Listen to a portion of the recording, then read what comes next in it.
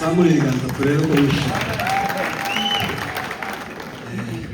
Amazina banita Mutabana Patrick, ry'akazi banita Museveni n'ibyo abantu bamenyereye. Fiancé wanjye bamwita Esperance Inawinga. Hanyuma yabonetse, ariko dufite ubukwe. Dufite ubukwe ejo bundi tariki 13 iwacu n'igiterane n'ukuramya no guhimbaza no gushima. Ubukwe ni bwiza. Marriage is good. Rero n'abagiye gukora ubukwe turabakira. So welcome those who are going to get married.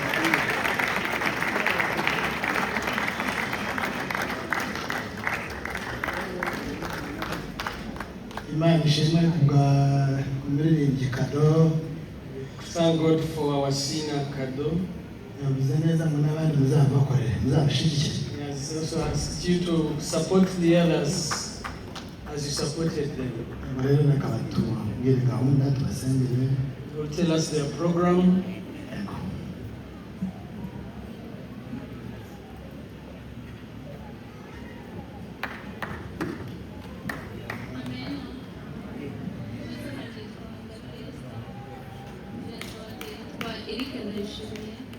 ntabwo yabonetse kubera impamvu z'akazi. Dufite ubukwe ku itariki 6/6 next week, bizabera La Colombe Garden Kabeza, imbere y'umurenge wa Kanombe. Church izabera Foursquare. Twishimiye kubatumira, murakoze. Tuvuge ngo amen. Samuri ibiganza turebe ko wishimye. Amazina banita Mutabana Patrick, ry'akazi banita Museveni n'ibyo abantu bamenyereye. Fiancé wanjye bamwita Esperance Inawinga. Hanyuma yabonetse, ariko dufite ubukwe. Dufite ubukwe ejo bundi tariki 13 6/6. Gusaba no gukwa bizabera kuri Excella, hanyuma saa 8 hano ku rusengero. Twongera dusubire Excella. Karibu cyane, turabakiriye. Iwacu n'igiterane n'ukuramya no guhimbaza no gushima. Amen. Amazina nitwa Paul Bigabo, fiancé wanje yitwa Grace Nabagigi. Dufite ubukwe ku itariki 6/6 uzabera muri Romantic Garden. Urusengero ruzabera hano saa 8. Turabatumiye mwese kubana namwe, bizadushimisha. Haleluya. Haleluya. Amazina yanjye nitwa Mugisha Diama, fiancé wanjye yitwa Uwase Patron. Dufite ubukwe natwe tuje kubatumije. Usaba no gukwa bizabera Romantic Garden, inaho reception izabera. Urusengero ni hano nk'uko bisanzwe. Turabatumiye mwese kandi bizadushimisha kuba. Tugiye kubasaba umugisha. We're going to pray for you. Turabizi ko mwigishijwe neza. We know you've been well taught. Mwahuguwe bihagije. Enough. Nibyo.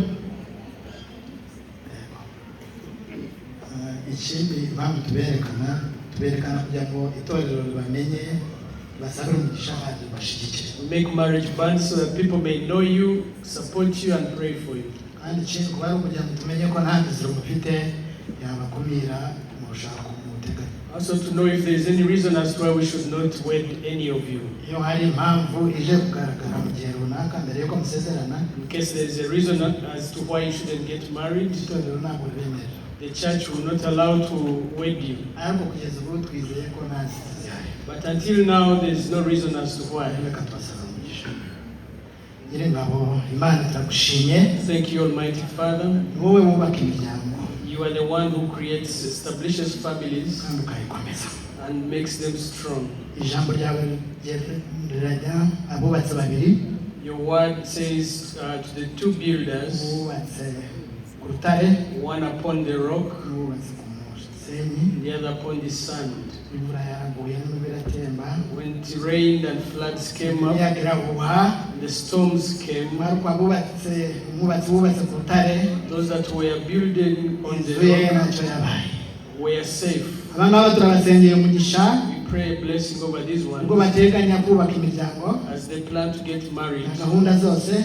In all the preparations, Bubakire ku rutare ari we Yesu. they are building upon the rock Jesus. Baje hano kwiyerekana. They are here before people. Bazagarukana amashimwe. They come with a testimony. Mu izina rya Yesu. In Jesus' name, amen.